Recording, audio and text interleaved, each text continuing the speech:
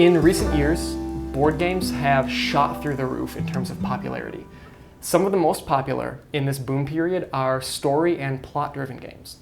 Things like Gloomhaven, Dead of Winter, Tales of the Arabian Nights, Arkham Horror.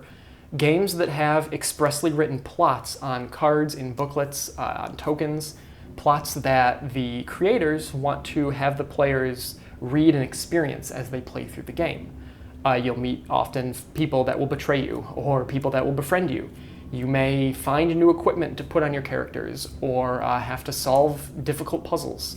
You feel at times like you're playing a movie that you have agency over, or maybe a sort of choose-your-own-adventure book, but done really well. At their best, these games can be very fun and very engaging. But is this the only way to tell a story in a board game with expressly written story? Is it even the best way to tell a story in a game? Take, for example, this game here that I played recently, Beowulf, a board game by King Post Games. Now, this is a somewhat obscure release. I don't necessarily expect people to see this and get super excited because this might be their favorite game. It is not. It is not a video about Beowulf that I'm making. The video is just sort of inspired by this game.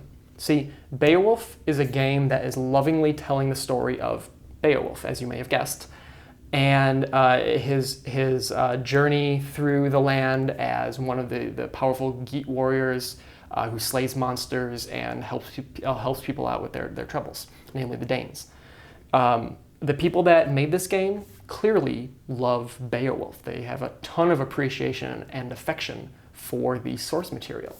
And the game captures that in a lot of ways. The artwork especially is beautiful. I mean, let's take a look at some of these pieces here. I mean, just look at this. Look at this artwork on these cards. These are the backs of cards. And it's beautiful, beautiful artwork. Vibrant colors, evocative illustrations.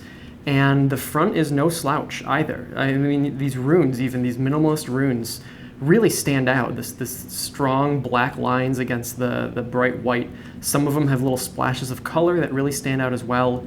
And many of them have these gorgeous illustrations that evoke what the story is trying to get across. They even have little passages from Beowulf on them that really put the cards in a specific time and place throughout the game. The attention to detail, the attention and the love put into the fiction of Beowulf is stunning. I mean, even this map, take a look at this map. Yeah, the art direction on this board is really something special. The colors are vibrant, everything pops and really stands out against the background. And the board itself, it tracks Beowulf's life and the significant events from the story. It's a little bit busy, and a lot of this could have been done in setup instead of during the game. But, you know, the act of doing it during gameplay intends to evoke the Geats increasing their wealth and Beowulf increasing his power. You see this little stack of money over here build up as the game goes on, and as you see it increasing, it really does make it seem like the Geats are gaining tons and tons of wealth. Okay, so how does a game with such beautiful, lovely art and theme and plot fail to tell a good story?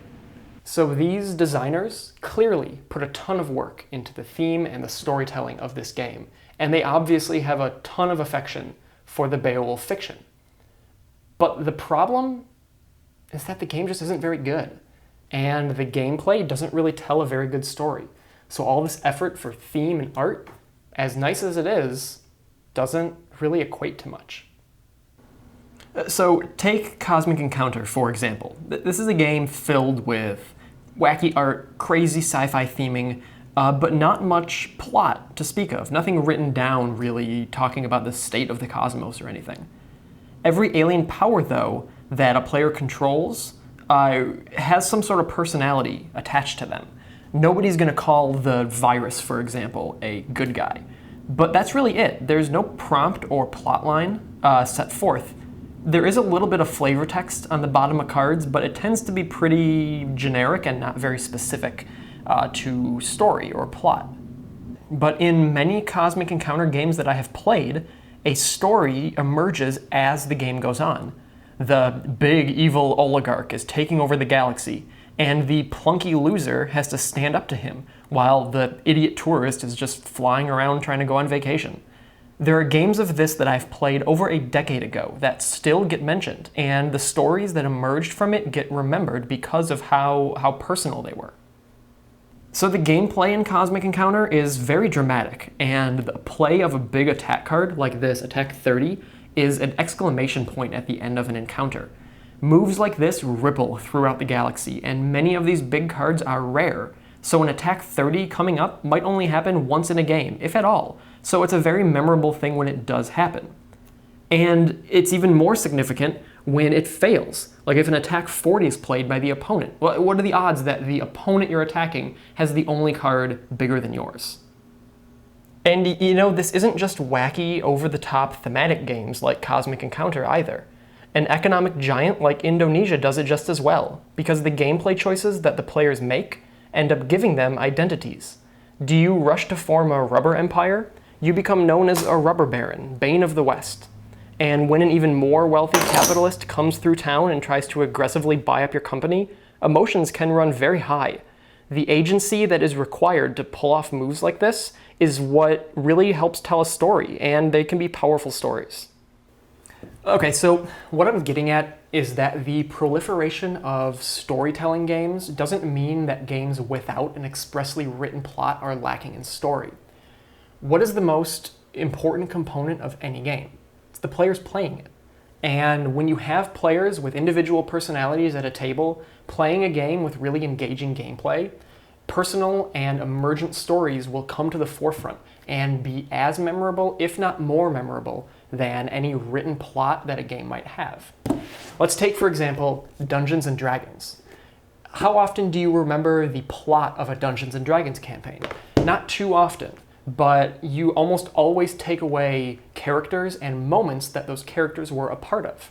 Maybe there was a thief who fumbled her dagger at a critical moment, only in a couple of weeks at the game's climax score a critical hit by throwing that very same dagger at a big bad guy. It's the kind of thing you remember and you talk about and you take away because it's a story that has been created by the players instead of something written by someone you don't even know. Plot and theme should only ever function to facilitate moments like that. If you have theme just for the sake of theme, well, you end up with Beowulf, and nobody wants that.